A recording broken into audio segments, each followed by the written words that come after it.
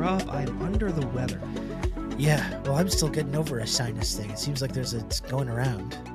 It's kind of sinus cold type thing. However, I discovered one thing via TikTok. Listen, there's been a lot of conversations about TikTok lately, about TikTok getting banned for being possibly some kind of avenue for anti-American Chinese propaganda. Okay, and we can talk about that. We can have conversations about that. I spoke last week to Kat Tenbarge of NBC News about this, but here's the thing about TikTok that I've been noticing lately. TikTok's trying to sell me on some really weird, like manosphere adjacent health trends. Here's what TikTok wants me to be doing. Number one, taking ice baths. Okay. Number one. Yep. TikTok wants me getting up every morning and getting in a big bucket of ice water and chilling out in there, chilling out literally. It's chilly as well because of the ice. I like how they dress that up though. It's not just get in ice water. They have to dress it up. They call it a plunge. The cold plunge. Yeah. It's just, people are like, oh, I did a plunge today. No, you got in water. Relax. There's this one guy that I keep seeing on my TikTok For You page. And he's like, he's doing his whole tracking, his whole like ice bath journey. And he's like, is day 367 of taking an ice bath every single day. And he gets in his ice bath. And then he's kind of like, he gets very zen and he starts dispensing these little nuggets of like wisdom about how to live your life. And I'm like, who are you? You're just sitting in cold water. Like, why are you qualified to tell me any of this stuff? You're literally just a guy sitting in a big bucket of cold water. There's nothing special about that. But here's the thing. Here's the other big health trend that I think we need to both be taking a look at here. The carnivore diet. This is the other thing that TikTok really wants me to see this content. Maybe this is what's going to make you feel better. Cut out all these nasty seed oils. Cut out the vegetables, the fruits, any of that stuff. Seasoning, of course. You don't want that either. You just got the 4 basic food groups: meat, eggs, cream, cheese, and you just eat that with every single meal, every single day of your life. And I think that's going to fix whatever health problems you might have, whether it's a cold or whatever other issues you might have. I think that's what's going to be the solution. I think we should both take the challenge, the carnivore challenge. We can do it together and track each other's progress and hold each other accountable.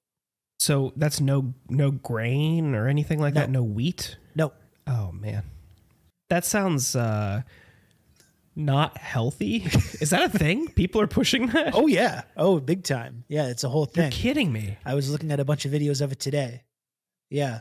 And apparently, and this is the thing. It's like people can point to like, I've lost this amount of weight. I feel I have more energy, whatever it is. But it's like, there's no data you could show me to convince me that that's a healthy thing to do for your body. You know what I mean? Like, yeah, you can lose 10, 15 pounds, diet. Whatever. Yeah. I'm still not going to be convinced that that's going to be good for you. It's a whole big thing though. I think this is one of the things that like Jordan Peterson and Jordan Peterson's daughter was pushing. And look at that guy. He's healthy. Yeah. He's doing great. Yeah, exactly. Yeah. Everything about him you should want to emulate. It just screams health, his whole thing, like that one time he talked about drinking like a cup of cider, and it like he was like, I was up for 5 days afterwards or whatever it was. Like the cider like gave him night terrors or something. I don't know. But he's the foremost intellectual of the right. So who am I? Who am I to suggest that he doesn't know what he's talking about? He's a doctor. Know your place. Know your place, Rob. Yeah. Thank you. So I think maybe you just need to try that. Just go out, get a bunch of ground beef and cream, and just put it in like a blender. You pour that into like a saucepan to form a base. Okay. Then you cook that, take that out, cut up some more meat and cheese, put it on the meat base, throw that in the oven. And then you eat that and you dunk it in a little bit of a cream. You dump it in some cream as like a dipping thing. That people do this? That's just so much cholesterol. Like I'm blown away. Yeah. Well, wow. This is the hot health trend. Yeah. Yeah, it will be us after our cold plunge. What's going on the show today? Who are you talking to? I talked to David Masciotra, the author of the upcoming book, Exurbia Now, the Battleground of American Democracy. This is a really fascinating conversation and book. He was kind enough to send over an advance copy. It comes out on April 2nd, and it looks at towns outside of suburbs and how they are increasingly more right-wing and radical, and that is driven by anti-Black hate. It was a really good conversation. Helped me understand more about the Trump movement, the Trump base, and especially when you talk about we've talked a lot about how Trump was, flaunting classified documents at Mar-a-Lago to boat dealers and talking about how, the January 6th was populated by a bunch of, middle-class professional types in addition to just pure lunatics, right? So this book is a book of political geography and looks at people like that and where they live, and it's in these exurban towns. A really, really fascinating look at a part of America that doesn't get a real in-depth analysis. You'll often just get reporters stopping by for a weekend, talking to people at diners and heading home. So I really enjoyed this, really enjoyed the conversation. I think people are going to like it. Cool. Well, yeah, what I think the Democrats should do is make sure you get all these people's views on the record, and then Biden should ignore everyone to the left of like Ronald Reagan and then try and bring those people into the coalition. And that's going to be a winning prospect for the Democratic Party. To make sure who cares about the anti-genocide movement or the climate movement or young people, students, any of that stuff. You don't need them. So I think this is the way you got to do it. Yeah, we had a conversation at the end about the road ahead, because he says, like, I didn't want Biden to be the nominee, but looking at Trump, it's like I obviously don't want him either. So it's like, what do? You find yourself in a pretty difficult situation. So yeah, later on we talk about how to deal with this in a moment where people are so disillusioned by the Biden administration. That's the beauty. That's the beautiful American democracy in action. We love to see it. Right. Right. Anyway, that sounds really interesting. I'm looking forward to listening to that. Is there anything else we got to plug here, or what do you want to do? Yeah. Earlier this week, we talked to Andrew Perez of Rolling Stone about a new report detailing talking points AIPAC was disseminating, telling allies, telling spokespeople to just deny that there's any starvation in Gaza. We get into AIPAC's spending in primaries in the general election, their influence in Washington, and a lot more. You can get that episode if you subscribe at insurgentspod.com for just $5 a month. Yes. Please subscribe to the podcast. If you can, folks, support the work that Jordan and I do on here. All kinds of really fantastic bonus content that we've put out over the last couple of weeks and months and years. Get access to all of that by subscribing over at insurgentspod.com. Let's get into my conversation with David Masciotra. And that conversation will be coming up right after this.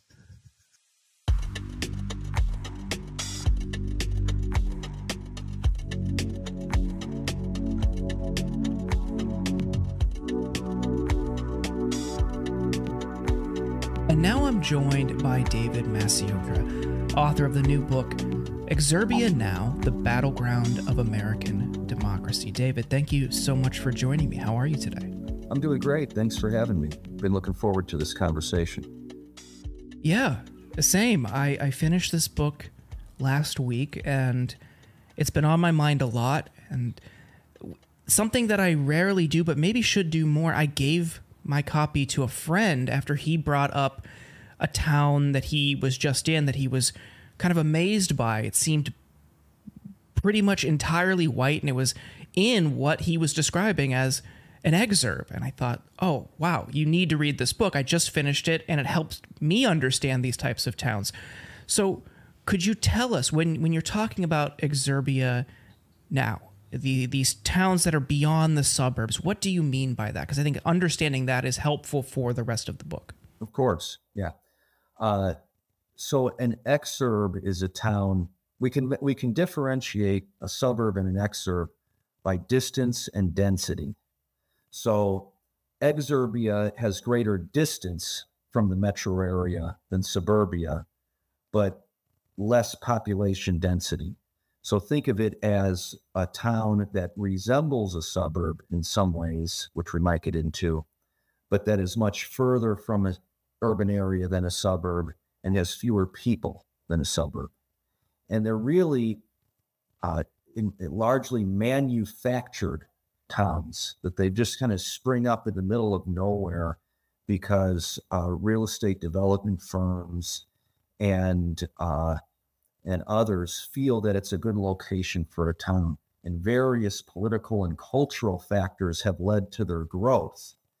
And some of those are frightening, and many of them are worthy of examination, hence the book, Exurbia Now. Just as the suburbs started to populate, and that population was driven by anti-blackness, it seems that is carrying on as the suburbs get more diverse, more inclusive, more welcoming. People, those same types of people are now fleeing the suburbs and going to the exurbs. Is that right? Yeah, and that's crucial. So one of the assertions of this book, and the book is a work of political geography, is that journalists look at the who, what, where, when, why, and how. And over the past 9 years, in the myriad attempts to explore and examine this dangerous reactionary autocratic cult surrounding Donald Trump, one factor that so many of the analysts and journalists have neglected is the where. And what the research indicates is that Donald Trump's electoral returns are highest in Exurbia. His support in Exurbia is off the charts. And the most psychotic members of Congress, people like Marjorie Taylor Greene and Lauren Boebert and Matt Gaetz and Jim Jordan, represent districts that are predominantly exurban. So what is happening in Exurbia that is leading to the creation of a staging ground for right-wing neo-fascist politics? That's where the book begins. And in order to understand the where, you also have to understand that Exurbia, in large part, is an adverse reaction to changes that have taken place in suburbia. So I grew up in Lansing, Illinois. When I grew up in Lansing, Illinois, which is a south suburb of Chicago, it was almost entirely white. Now, Lansing, Illinois, like much of America, is very diverse. I believe it's about half Black. There's a significant Latino population there. The white flight that occurred in the south suburbs, including Lansing, was one of the fastest on record. And of course, it took place all across the country, urban and suburban areas throughout the country. Exurbia is the next stage of white flight. So as the suburbs, like Lansing, have become more diverse, more multicultural, and in some cases even more progressive, enraged white prejudicial voters who don't like what they see in their immediate surroundings have moved further from the cities to these towns that we call exurbs. So that's Exurbia Now, and that's why it's the battleground of American democracy, because it is central headquarters of the MAGA movement. You talk about scenes that you saw in these towns where even in some small towns, people would try to have like pride events or demonstrate inclusivity at storefronts. And pretty quickly they would be met with militia members or people showing up with arms. And I think generally listeners and most people are aware that is happening, but I think they always associate it with, oh, this couldn't happen here, or, oh, that's, so much of it does seem to happen in Portland, or, oh, that's just a state with open carry, or, it couldn't happen here. And what you're showing is this type of what we saw as fringe militaristic behavior is popping up all over the country in these types of towns, because these fringe views have become so, unfortunately, popular in these parts of America. Yeah, that's exactly right. And what you're highlighting is a real failure of the mainstream media, that we're living in an era of political violence and terror. The United States Army defines terrorism as the use or threat of violence to achieve a political or religious objective. So there's a town close to where I sit right now. If you were to visit it, it's called Crown Point, Indiana. If you were to visit the town, it's picturesque, it's charming, it has a beautiful courthouse square. I've had many, fun afternoons and long nights in that town. When they had a Black Lives Matter event in 2020 following the murder of George Floyd, the event itself was organized by high school and college students. So some of the people leading this event were teenagers, they were minors, and yet they were flanked by white men and some white women holding assault rifles.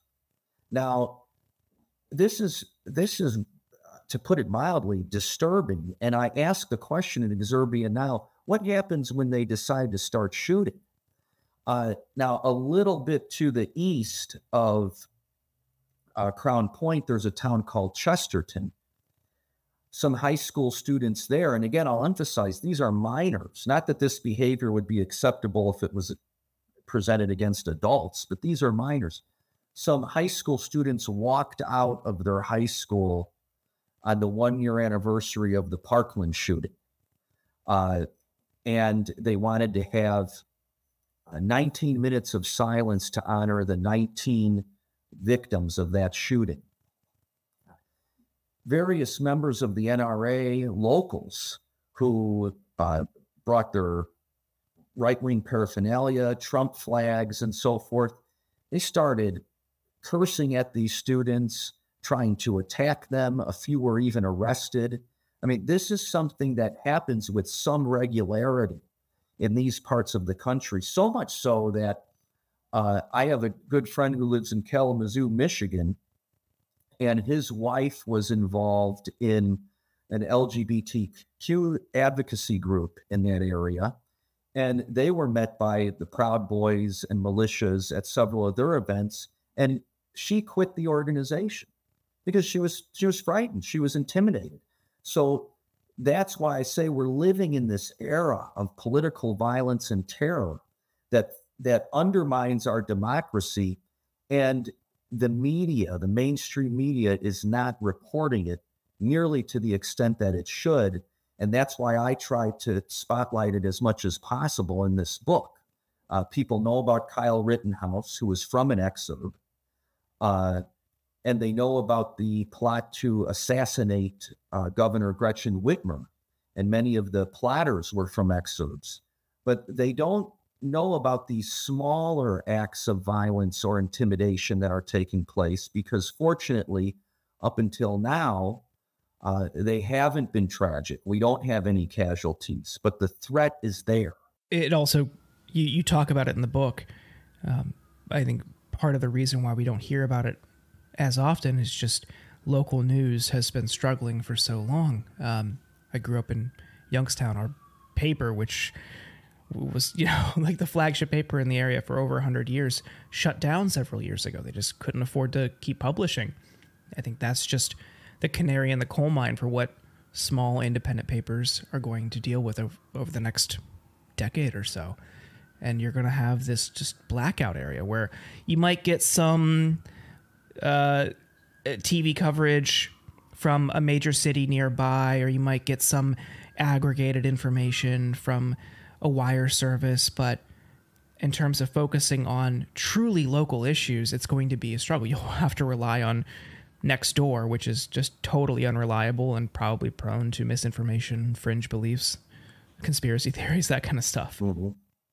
Yeah, absolutely. There are a great deal of this country lives in what experts refer to as news deserts.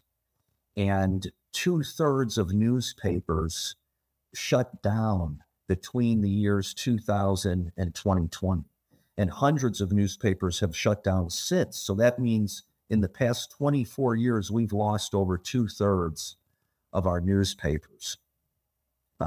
What that means is you have these towns that function as what I refer to in Exurbia Now as nowhere USA. They have no local community. They have no local culture. So therefore, the people living in those towns, if they're looking for some news report, they're likely to go to national outlets. And I have this, attempt at humor in saying that Tucker Carlson becomes your local newsman if you live in an exurb. And people who live in these towns therefore become very susceptible to conspiratorial delusion and prejudicial and paranoid thinking, because they're being frightened into believing that something is happening right outside of their doorstep, and there isn't any local media there to tell them otherwise. So it's a major problem. And then the degradation of local media also occurs at the national level because you have fewer reporters and journalists of national influence paying any attention to local media. So we learned this with the ridiculous George Santos scandal. There was a local paper in Long Island that reported on many of his lives before the race. But it's like, a tree falling in the forest if nobody hears it, that old cliche conundrum.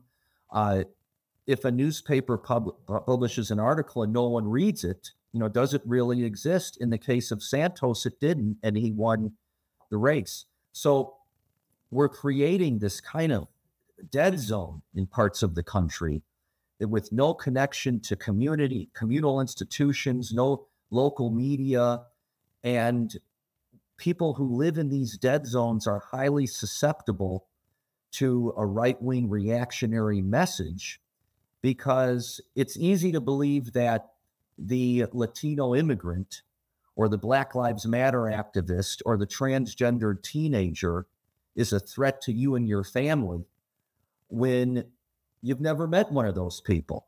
But when they live right next door to you, or there's a local newspaper article about the transgender teenager in your town or the Latino migrants in your town, it's much harder to believe that they're a threat to your safety and security. Let's talk about some of the areas that you write about and you describe. You talk about post-industrial America and the Rust Belt, where we're seeing a rightward shift in some cases, previous Dem strongholds.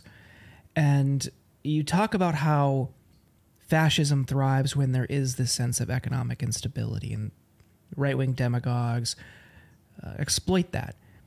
I mean, it's a mix of an absence of reliable news information, but also just true economic instability. And I think in the aftermath of 2016, you saw a lot of people, a lot of reporters just go visit some of these towns for a weekend, talk to people at diners, and then characterize Trump's victory as, well, these are just, upset white working class people. They're just mad. And I think there is part of that. It doesn't dismiss what Trump said about people who are marginalized or immigrants or women, all of these things. Like, they go hand in hand. I think they exploit that economic instability by otherizing people, by pointing the finger and blaming these people's problems on women, on immigrants, on people of color. Could you talk about why you took such a close look at this area, which the conventional mainstream media has been to just summarily dismiss as an upset white working class? Well, the first and foremost is because I live here. I mean, I live in a small town in Indiana, and I've lived in this area my entire life. So I'm very familiar with Chicago, the suburbs that surround it, and the exurbs that are further from it.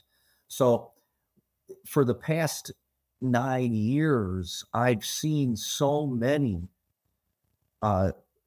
reports by journalists who, parachute into a town, and the second they take off their parachute, they run into a diner and interview some guy in a baseball cap. No offense, you're wearing a baseball cap, about why he supports Donald Trump. And as I said before, I knew that I either had to write this book or become an arsonist and find these diners, just so we could stop these reports, because they're so inane and simplistic, and they reduce everything to cliches and sound bites. So there are so many. I live very close to Gary, Indiana, and that's the city that I really make the focus of my reportage in this book about post-industrial America, because Gary transitioned from having the nickname Magic City to then having the nickname Murder Capital of the World, to now it's just pretty much a ghost town. There's nothing there except the university where I teach, but there's almost nothing else surrounding it. I mean, students can't even find a bar to have a beer after class. And there are so many misunderstandings. So first of all, even though Trump and Republicans have made considerable gains with working class Americans, they still, up until this point, have never won a majority of those voters. In fact, Biden won a majority of voters making up into $50,000 per year, and he won a majority of voters making between $50,000 and $100,000 per year. So that's the first thing. The second thing is that at some point, the David Brooks types of the world got the asinine idea, that's just a source of endless bafflement, to define working class as someone without a college degree. So that means that a elementary school teacher making $33,000 a year is not working class, but an electrician or a plumber making $75,000 a year is working class. So, I mean, the media presentation of class is wrong on so many levels that what I attempt to do in Exurbia Now is examine what is actually happening with the disruption and upheaval of the classes in the United States, and why is it that, for example, when I was young, my father could start his own trucking company and for many years thrive, and my grandfather worked in the material service quarry in Thornton, Illinois, one of the largest quarries in the United States, and thrive. And what does the disappearance of those jobs really mean for the future of our country?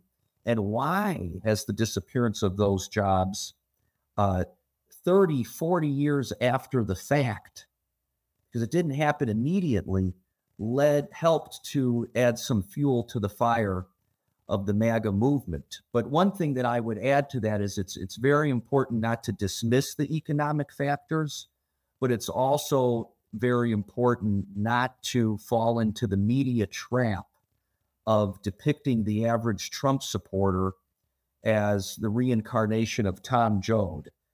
What the research continually finds is not that economics is irrelevant, but that the primary drivers of this movement to undermine American democracy are culture and identity. It's hostility towards immigrants, hostility towards the diversification of America, and hostility towards secularism and the rise of more women and LGBTQ people in positions of prominence and power.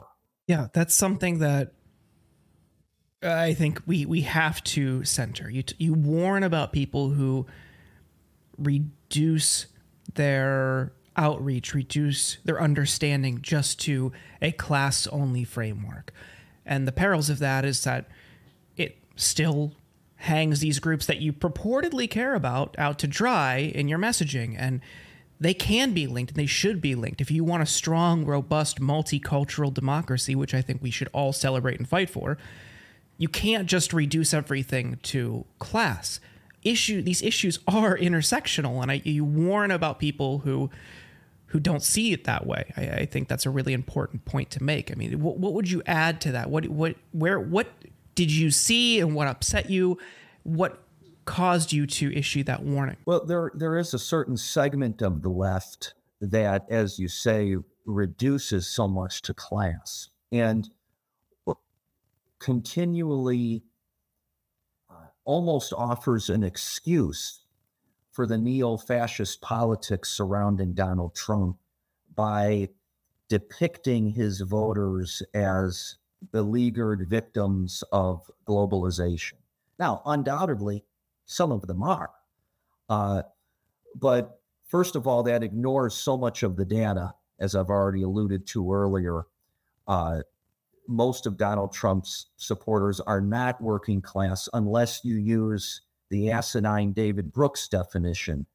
And furthermore, I'm endlessly baffled and aggrieved that 9 years later, there are still people having this conversation, because if we just apply some logic, Donald Trump was elected in 2016 by saying the American dream is dead and by depicting the United States of America as a hellscape fit for a Slayer song, as you have the logo behind you. And I hope we get at least a couple questions about Slayer in this discussion. Absolutely. And then in 2020, he ran for re-election saying that he had created the greatest economy in the history of money. That's a verbatim quote. I mean, Donald Trump says many ridiculous things. He actually did say that. And everybody voted for him who voted from the first, or nearly everyone voted for him who voted from the first time. So obviously there's something else going on beyond economics here, because he couldn't have revolutionized the country in 4 years. So that is, and like I said, an endless source of aggravation. And in order to understand this movement that so threatens this country, we have to get out of these traps of nostalgia. You know, nostalgia for the smokestacks, nostalgia for the hard hat workers carrying their lunch boxes to work. There were some wonderful things about the manufacturing era of the American economy, but there were some terrible things about it too. But whether you liked it or you don't like it, you have to recognize that, for example, the fast food chain Arby's has more employees than the entire coal industry right now. So raising the minimum wage would do more to help the poor and the working class than, forget about climate change, if we could save the entire coal industry. And one of the ways that we can learn about this is by visiting these exurban towns, because I see it when I drive through them, but the Wall Street Journal has reported that wealth in Exurbia is actually higher than the median households of America. That in Exurbia, you often have new home developments, and that's what attracts many middle class and upper middle class people to these towns. And this is the support for Donald Trump that receives far less attention than the white working class people of rural America. But it's the support for Donald Trump that's more consequential, because there are far greater numbers of them, and they have more money to donate to campaigns, to subscribe to Stephen Bannon's podcast, and so on and so forth. You talk about a couple different large spectacles that you've seen throughout Exurbia time and time again, and that is mega churches and casinos. You see these pop up in exurban areas throughout. What do those two different entities, while seemingly at odds with one another, what do they say about Exurbia, the state of Exurbia, and how people connect to each one? Well, starting with mega churches, most megachurches are in Exurbia, and that starts with a very practical reason. You can't build, I mean, suppose you could, but it would be difficult to build a church the size of a basketball arena in the middle of Chicago or in the middle of a densely populated suburban area. So Exurbia has the open space for these megachurches. So that's why about 20 years ago, when megachurches first started to become very popular, most of them were in exurban areas. Now they act almost as a magnet for a certain type of voter to Exurbia, because people start going to church there and then they want to move closer to their church, especially if they're devout and they're going to church on Sunday and Bible class in the middle of the week, and their kids go to Sunday school, and et cetera, et cetera. And what many of these mega churches have become are citadels of Christian theocratic nationalism, which always had racism at its center. So one of the mistakes that many people make is the assumption that the Christian right formed and became an important part of the Republican Party as a reaction against abortion and maybe gay rights. The reality, as Randall Balmer has documented, one of the best historians of American Christianity, is that the Christian right organized as a movement of resistance against school integration. And they turned on one of their own, President Jimmy Carter, because he punished schools in the South, Christian schools, that refused to admit Black, Latino, and Native American students. So, ironically, Charles Darwin, not exactly a hero to the Christian right, has the best description of their political movement. You know them by their lowly origin. Politics of exclusion are still at the center of the Christian right. Exclusion of independent-minded, sexually progressive women, exclusion of gay and transgendered people, exclusion of anyone who adheres to a philosophy different than right-wing Christian nationalism. So at the center of exurban towns that became more populous due to exclusionary beliefs are these religious institutions that practice and proliferate exclusionary beliefs. And that's another factor that is part and parcel of the fascist cult surrounding Donald Trump, Christian nationalism, that we can separate from economics, to go back to your earlier question.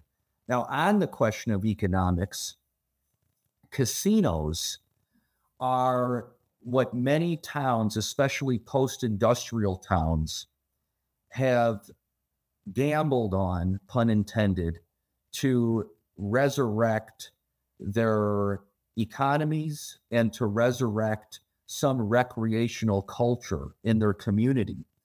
And what the data shows over the past 20 to 30 years is it just doesn't work. In fact, it often works against the local economy, because if you own a bar in Gary, Indiana, even though, like I said, it's hard to find one, and now there's a casino in Gary, Indiana, well, that's a competitor. Someone might go to that casino to get a beer and not your bar. And what you're very clever to draw that connection between the casino and the megachurch, because the Bible defines faith as evidence of things unseen. The megachurch is proliferating an ideology of faith in that they want their adherents to believe in the unseen America, the America of white, heterosexual, conservative dominance. And casinos make their way into these towns, inspiring those who welcome them to act according to the faith without evidence, because you can't see it, that the casino will resurrect the town. And of course, one of the stories that I spotlight in the book is how Donald Trump, who before he became a failed president was a failed casino magnate, perhaps the first in the history of the enterprise. But this is the genius who's going to save our economy and save the jobs. Got the city of Gary to greenlight a casino project for him with all of these false promises that he'd put money into schools, he'd put money into community centers, he'd revitalize the downtown. And of course, he did none of that. And by the time he left and the casino closed, the town had nothing to show for it. Now, Donald Trump, as we all know, is an egregious con artist. So that's an egregious case. But generally, that's what happens when casinos move into town. The townspeople believe that it's going to save their struggling economy, and it never materializes. It's just a tax on the working class and the working poor. And you talk about how for local governments, if they do tax the casinos, sometimes there's nice packages to woo businesses to come to the area where they just will give them a special deal. But in that case, you're still taxing people without actually raising taxes. So if you're in a government position, it's great. You're getting something for free at no cost. It's not politically unpopular, and people don't realize it. It's really insidious how I saw it happen in my hometown. Just the businesses were gone, and all of a sudden we had a casino. Just why? So I appreciate that you helped me understand why that seems to keep popping up in these areas. And one thing I'll say about that very quickly is there's something going on similar to the exurban economy in general. Even in the exurbs that are more middle class and upper middle class, you see very few locally owned and operated businesses, but rather they attract corporate chains. So when you bet $100 at the casino, and if you lose, that $100 doesn't go into the local economy. Just like if you spend $100 on a meal at Chili's or Applebee's, of course, some of that money will make it in the local economy, but most of it is going to a corporate headquarters, as opposed to going to a locally owned restaurant where you're actually helping the community. So that's another interesting connection to make between the casino and the exurban economic landscape more broadly. I guess, what do you think? And I know this is a broad question, and maybe there isn't a clear answer or a concise answer, but what is the antidote to this extremism that we're seeing popularize in these areas? Time allowing, capacity allowing, even if it's not a complete solution, what is the first step or two that people listening to this, the people that read the book, the people who are generally concerned about this, what should they do to fight back? Well, thanks for teeing up resurrecting our democracy for me. No pressure at all. I really appreciate it. It's all on you, David. So one thing that I would say, if people watching this, I'm assuming that most of the people in this audience are like-minded. So I would say that you have to face the threat honestly, first and foremost, and don't delude yourself about the threat. But I'm going to break the question down into short term and long term. So in the short term, as cliched as it sounds, you have to vote in this next election. And I don't work for the Biden administration or the Biden campaign, so I'm honest. I tell people that I wish Biden would have dropped out of the race 6 months to a year ago, and that the Democratic Party would have had a robust, lively primary, and we'd have a different candidate. And so Biden, for all of his flaws, he's the guy showing up with the fire hose to the burning building. And if the firefighter with the fire hose has, bad breath and bad taste in music, he doesn't like any Slayer records, you still let him spray the water on your house because we're, to quote Liz Cheney, we're sleepwalking into a dictatorship, and Trump is advertising his dangerous agenda in no uncertain terms. So that's the short-term effect. And if you study how this change has taken place within the Republican Party, it was involvement on the ground with the Tea Party, involvement on the ground with the MAGA types. So progressives could learn a lesson from that. Rather than distance yourself from the Democratic Party, engage with it, and eventually try to push it more into a leftward direction, which has already happened on major issues in the past 5 years. So that's the short term. I wrote a book about Jesse Jackson, and Jesse Jackson has registered more people to vote than anyone in American history. And he's always said that if we vote our numbers, we'll win. If we don't vote our numbers, we'll lose. That applies. In terms of the long term,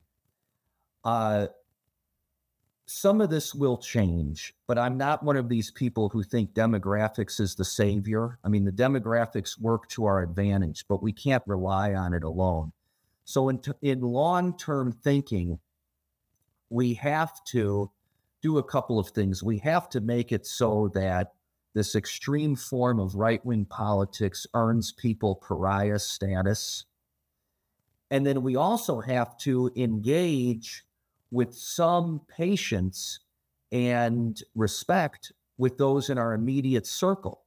Now, that sounds contradictory, but I think culturally, we have to indicate that we have zero tolerance for racism, zero tolerance for extremism, but with our own family, our own friends, and our own neighbors, we still have to listen to people and try to have conversation and try to get through with them beginning on their terms.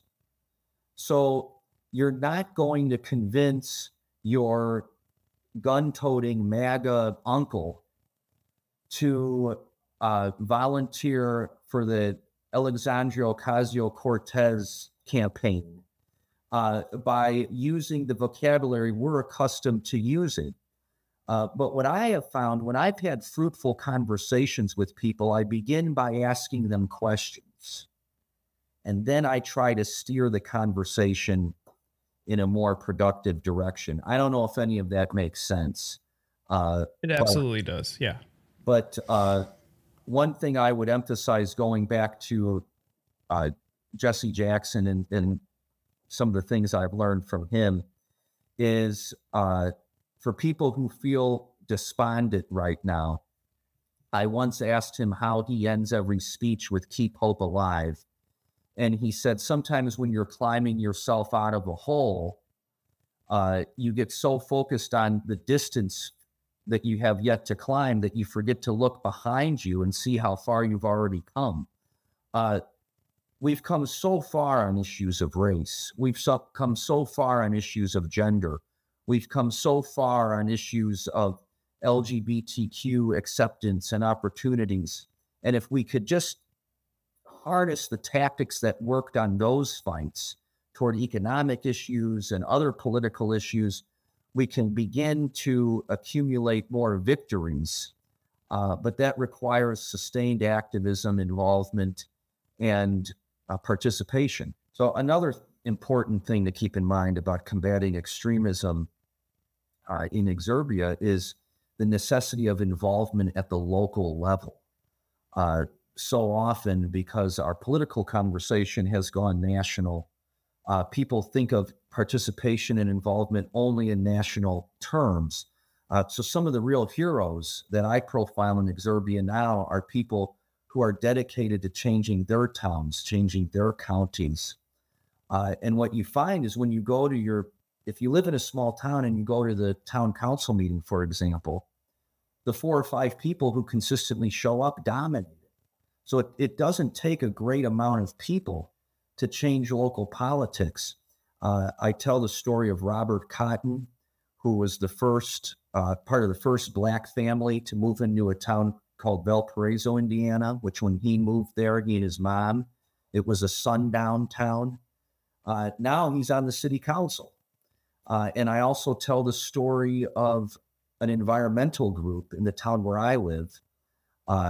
They advocate for sustainability policies, and they actually got the town council, which at the time was 3-2 Republican to Democrat, to adopt a sustainability commission in which the town will study ways to implement policies more geared towards conservation and sustainability and having more carbon-friendly policies and programs. So if you care about politics and you care about fighting things like book bans and terrible environmental policies at the local level and terrible policies against LGBTQ children at the local level, then you have to get involved at the local level. It's not enough just to vote for president or even governor or member of Congress, but go to your town council meeting and find like-minded people and advocate block by block, house by house. I think it's an especially dangerous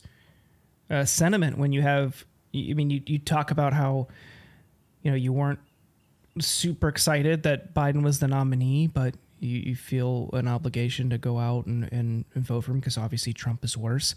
I think a lot of people, if they're in that camp, might think, what do I need to show up for the primary for? It's uncontested. We're not choosing anybody. It's already picked for us. But they're neglecting a lot of these key local races or helping shape who your congressional nominee is if you have a contested House race.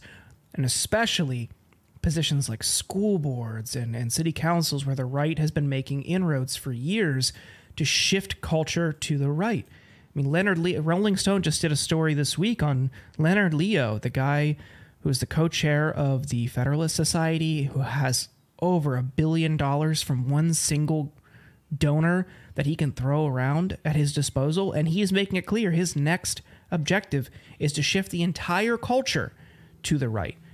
It's not just the judiciary anymore. It's everything. So you absolutely have to pay attention to local races.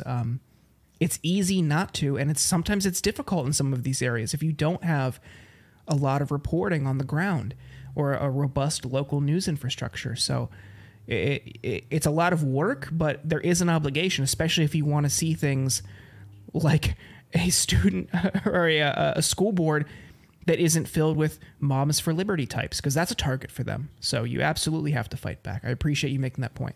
Yeah, that's exactly correct. And as you're wise to point out, the right wing is doing it. I mean, this is one of Steve Bannon's rallying cries to become an election worker, get on your board of trustees at your local library, run for school board. So if they're doing it and we're not, we know how that's going to go. Well, David, before I let you go, I have to ask, do you have a favorite Slayer album? South Side of Heaven. Okay. What is there?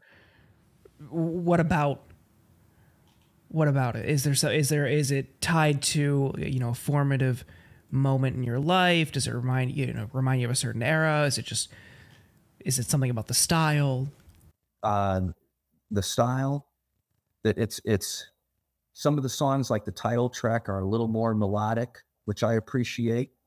And it was probably also because it was my first Slayer record. So, nothing like Your First Love. I also, I have a soft spot for Hell Awaits because sometimes I put it on in the car and I time the drive so that my drive ends right when the record ends. And then I get out of the car feeling like I just had 4 shots of whiskey and Mike Tyson punched me in the face. And for some bizarre reason, it's a very pleasurable moment, in the parking lot or on the street side parking. So yeah. Hell Awaits and South Side of Heaven. So you like the original, like the old, true thrash sound. Yeah. When it comes to Slayer, those are my faves. And interestingly enough, I'm opposite with Metallica. With Metallica, okay. I really like the Black Album. And as much as people ridicule them, I love Load and Reload. So I don't know. That's something strange going on in my psyche. But I will say, I don't think there are many Slayer fans in Exurbia. There's not going to be an Exurban tour. As long as you don't say Saint Anger, I think we're okay on Metallica. No, Saint Anger. Saint Anger can go the way of Donald Trump's candidacy for re-election. David, I want to thank you so much for your time and for writing this book. Exurbia Now, the Battleground of American Democracy, available on April 2nd. If you can pre-order your copy now, I would highly recommend it. It was a really enjoyable read. David, thank you. Where can people find more of your work? I write regularly for a number of different websites, Salon, the Washington Monthly, I'm occasionally at the New Republic. So I'm a happily married, monogamous man, but as a writer, I'm very promiscuous. So just punch my name into Google and you'll find me. I appreciate your time, David. Thank you so much for joining me. All right. Thank you very much. Thank you.